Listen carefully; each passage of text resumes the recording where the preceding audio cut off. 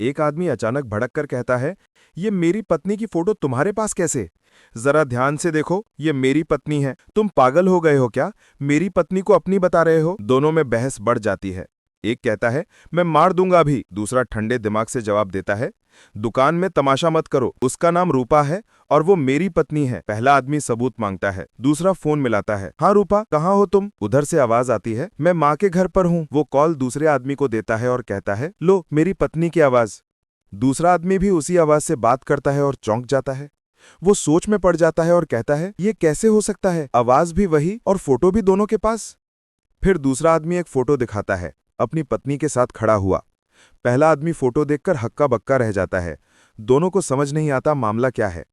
थोड़ी देर बाद दोनों को एक ही शक होता है, कहीं ऐसा तो नहीं कि एक ही लड़की हम दोनों को धोखा दे रही है।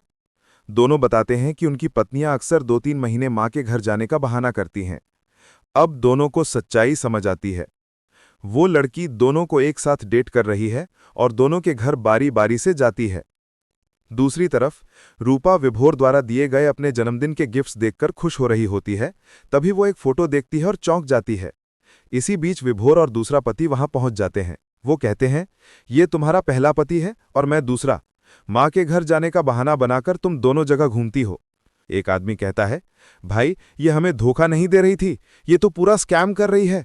इसके माता पिता रिश्तेदार सब नकली लग रहे हैं। दूसरा कहता है, पुलिस को बुलाओ, जब पुलिस आएगी तो इसके सारे राज खुल जाएंगे। दोनों फैसला करते हैं कि पुलिस के साथ उसके नकली घर भी जाएंगे और देखते हैं कि आखिर ये लड़की कब तक सब छिपाती रहेगी।